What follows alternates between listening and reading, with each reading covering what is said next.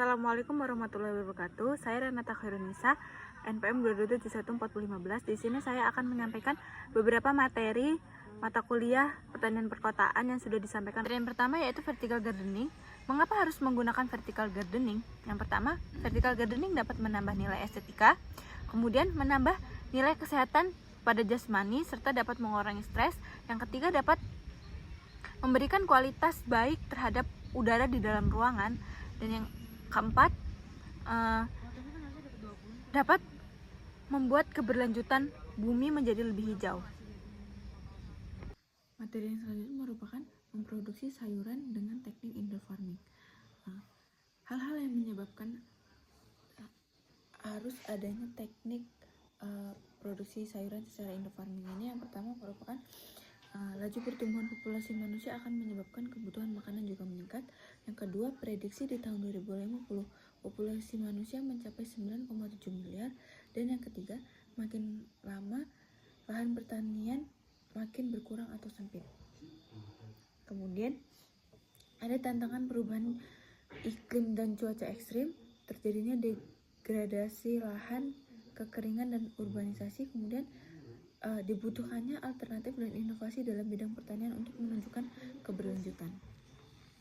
Kemudian produksi sayuran menggunakan teknik indoor farming ini dapat indoor farming menyediakan produksi sayuran yang stabil dan produk yang dihasilkan berkualitas. Indoor farming dalam istilah literatur produksi tanaman dapat disebut dengan control environment agriculture. Kemudian prinsip dari indoor farming adalah menanam sayuran atau tanaman di dalam bangunan yang memanfaatkan pencahayaan buatan dan struktur bangunan, dapat melindungi tanaman dari pengaruh faktor abiotik dan biotik dari lingkungan luar. Faktor abiotik itu meliputi kelembapan, suhu, angin, curah hujan, dan cahaya. Kemudian faktor biotik itu meliputi hama, penyakit, mikroba, tanah, serangga, dan gulma.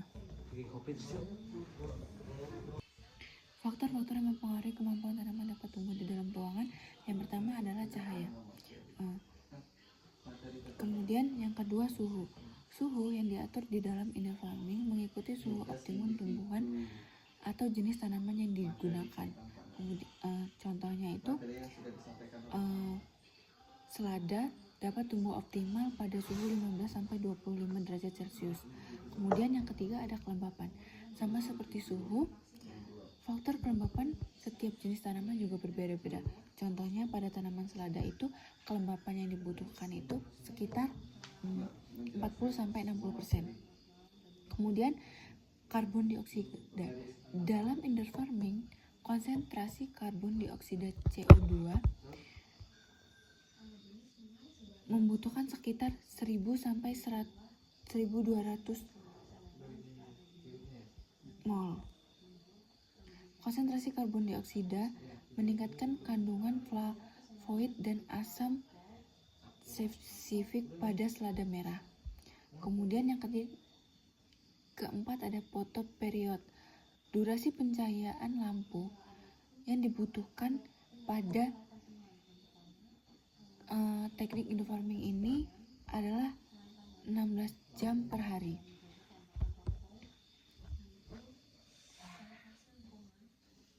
Kemudian menurut Penisi et al 2020,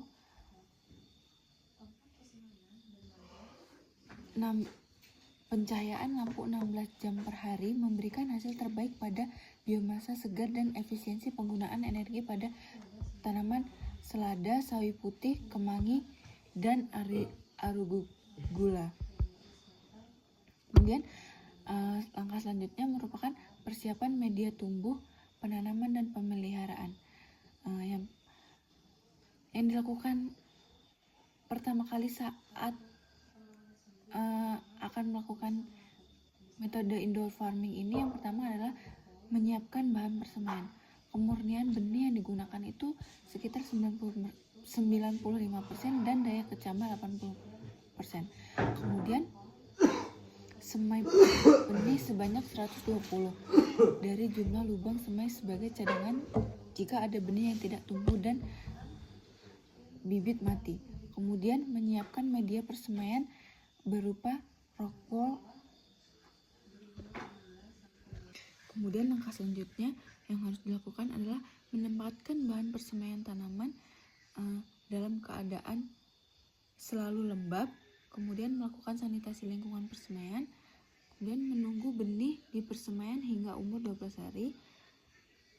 Tempat persemaian, wadah semai, wadah larutan nutrisi, rak penyimpanan, pH meter, TDS meter, dan alat tanam benih dipastikan dalam keadaan berfungsi dan baik. Kemudian penanaman indoor farming dengan hidroponik. Yang pertama, siapkan rock wool dan benih tanam. Kemudian semai benih dan dalam rock wool yang sudah dipotong persegi dengan ukuran 2-3 cm. Setelah umur 15-20 hari setelah semai, pindahkan ke instalasi hidroponik. Umur panen baby pakcoy 30 hari setelah semai, kemudian umur dewasa 40 hari setelah semai.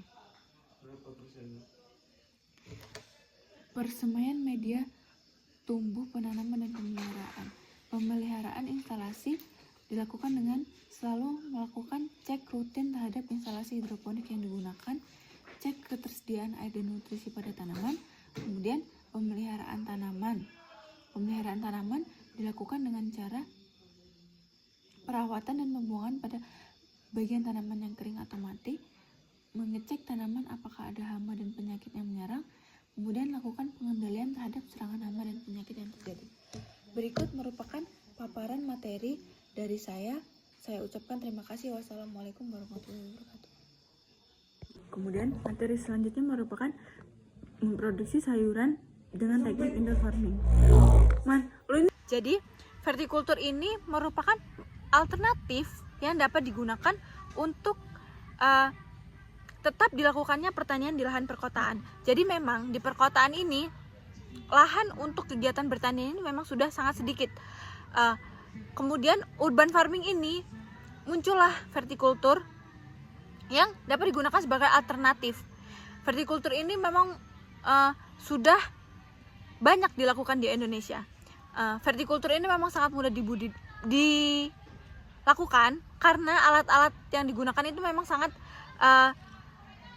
mudah ditemukan di sekitar kita. Seperti hal contohnya saja itu wadah plastik minyak. Itu kan sangat sepele. Biasanya banyak nih ibu-ibu yang hanya membuang plastik tersebut atau membakar yang dapat mencemari lingkungan. Kemudian muncullah ide sebagai alat yang dapat digunakan untuk kegiatan vertikultur. Jadi alat-alat bahan-bahan bekas yang berada di sekitar kita ini memang dapat digunakan sebagai vertikultur. Macam-macam vertikultur. Yang pertama ada vertikultur gantung, vertikultur tempel, vertikultur berdiri, dan vertikultur susun. Vertikultur tempel biasanya digunakan di outdoor atau di luar ruangan. Kemudian vertikultur yang biasanya digunakan untuk indoor itu vertikultur susun atau vertikultur berdiri. Vertical garden memiliki 4 tipe. Yang pertama itu ada living walls, yang kedua ada green veneers, yang ketiga ada indoor vertical garden, dan yang keempat ada indoor vertical garden. Living walls merupakan jenis vertical garden yang biasanya dapat ditemukan di eksterior maupun interior dinding pada sebuah bangunan. Living walls biasanya ditanami tanaman yang akarnya diikat pada dinding, kemudian akarnya akan merambat pada elemen yang ditanami tersebut. Kemudian green veneers merupakan metode berkebun yang tanamannya ditanam kemudian akarnya akan merambat ke atas secara vertikal pada elemen yang disusun secara vertikal juga. Kemudian ada outdoor vertical garden dan indoor vertical garden. Indoor vertical garden ini contohnya Wally Pocket dan Jacob Wire. Kemudian outdoor vertical garden ini contohnya contoh dari outdoor vertical garden ini Flora Field dan Green Screen. Sistem berkebun dengan vertical garden dapat dibedakan dengan beberapa jenis. Yang pertama ada Wally Pocket. Wally Pocket adalah jenis vertical garden yang sistem berkebunnya menggunakan kain atau botol bekas yang dibentuk menyerupai pocket atau kantong. Biasanya Wally Pocket ini digunakan di dalam ruangan atau interior vertical gardening. Biasanya Wally Pocket ini terbuat dari kain flanel bekas maupun botol bekas. Kemudian ada Flora Field. Flora Field ini merupakan custom atau modifikasi dari kantong wall planter itu. Jadi Flora Field ini terbuat dari kain flanel yang dibentuk menyerupai pot bunga yang disusun secara vertikal, kemudian ditanami bunga-bunga di dalam pocket di dalam kain-kain yang telah dibentuk menyerupai pot bunga tersebut. Kemudian ada OptiGreen Wall Garden. Tanaman microgreen cenderung memiliki harga yang lebih terjangkau. Contohnya tanaman microgreen radish per 50 gramnya memiliki harga 50.000. Kemudian kandungan mineral yang terkandung dalam tanaman microgreen itu cenderung lebih tinggi. Tanaman microgreen memiliki warna yang lebih menarik karena tanaman yang ditanam pada microgreen biasanya tanaman-tanaman bervariasi atau tanaman-tanaman yang memiliki warna-warna yang cerah seperti selada, lobak, radish, kemudian kangkung, sawi, brokoli, kemudian bunga matahari, dan bayam. Media yang dapat digunakan untuk budidaya microgreen itu biasanya itu ada kompos, rock wool, kemudian arang sekam, dan kokopit. Media yang dapat digunakan untuk budidaya microgreen itu ada rock wool, kompos, arang sekam, kemudian kokopit. Pada budidaya microgreen, media yang digunakan harus dipastikan selalu dalam keadaan lembab. Kemudian benih yang ditanamkan secara ditabur di atas permukaan media tersebut. Materi selanjutnya merupakan vertikultur. Vertikultur merupakan metode pertanian bertemakan urban farming. Vertikultur merupakan alternatif dari pengembangan metode pertanian yang memanfaatkan lahan sempit. Biasanya vertikultur ini digunakan pada daerah perkotaan yang hanya memiliki sedikit lahan pertanian. Jadi vertikultur ini dapat digunakan oleh masyarakat di kota agar tetap bisa melakukan kegiatan bertani sehingga muncullah vertikultur ini. Vertikultur ini digunakan sebagai salah satu solusi dalam permasalahan budidaya di ruang terbatas.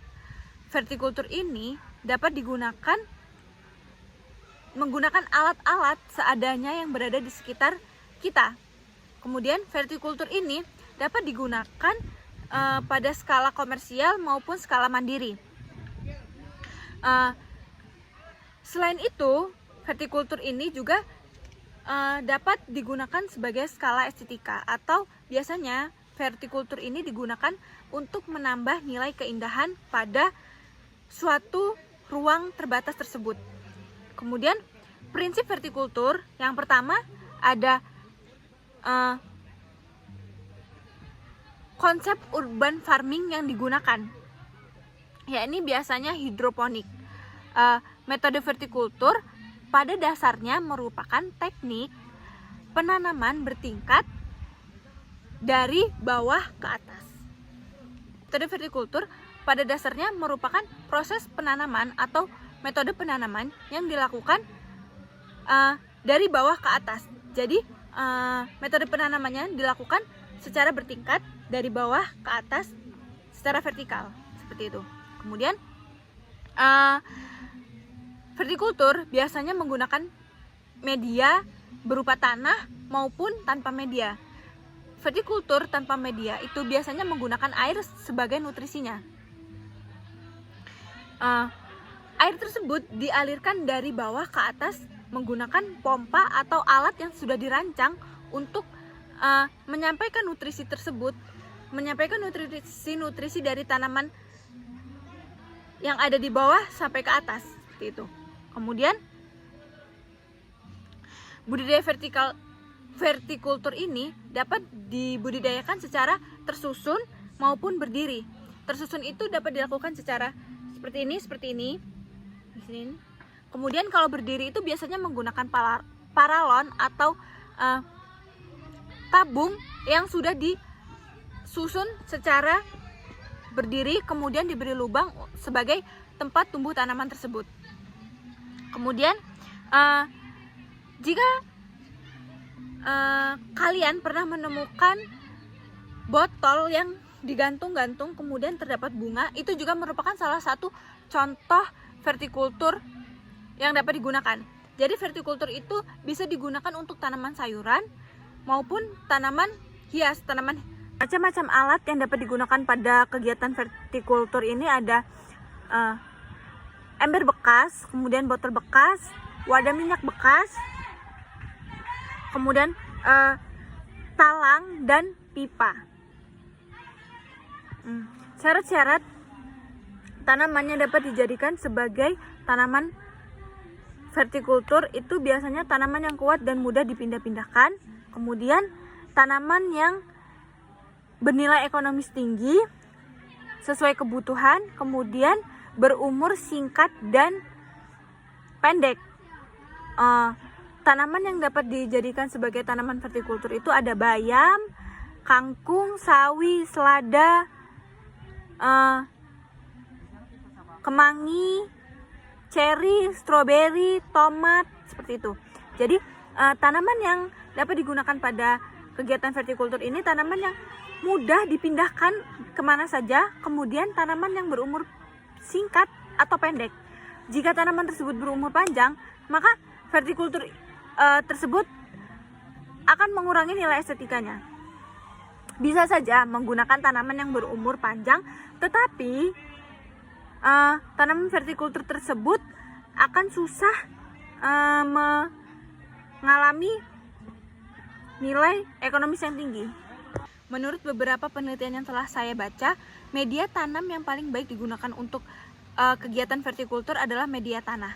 Karena media tanah tersebut dapat mengikat unsur hara maupun mineral yang diberikan pada saat pemberian nutrisi, sehingga tanah tersebut dapat memberikannya kepada tanaman tersebut. Materi yang selanjutnya merupakan memproduksi sayuran dengan teknik indoor farming. Hal-hal yang menyebabkan harus adanya teknik produksi sayuran secara indoor farming ini, yang pertama merupakan laju pertumbuhan populasi manusia akan menyebabkan kebutuhan makanan juga meningkat. Yang kedua, prediksi di tahun 2050 populasi manusia mencapai 9,7 miliar. Dan yang ketiga, makin lama lahan pertanian makin berkurang atau sempit. Kemudian ada tantangan perubahan iklim dan cuaca ekstrim, terjadinya degradasi lahan, kekeringan dan urbanisasi. Kemudian dibutuhkannya alternatif dan inovasi dalam bidang pertanian untuk menunjukkan keberlanjutan. Kemudian produksi sayuran menggunakan teknik indoor farming menyediakan produksi sayuran yang stabil dan produk yang dihasilkan berkualitas. Indoor farming dalam istilah literatur produksi tanaman dapat disebut dengan control environment agriculture. Kemudian prinsip dari indoor farming adalah Menanam sayuran atau tanaman di dalam bangunan yang memanfaatkan pencahayaan buatan dan struktur bangunan dapat melindungi tanaman dari pengaruh faktor abiotik dan biotik dari lingkungan luar. Faktor abiotik itu meliputi kelembapan, suhu, angin, curah hujan, dan cahaya. Kemudian faktor biotik itu meliputi hama, penyakit, mikroba, tanah, serangga, dan gulma.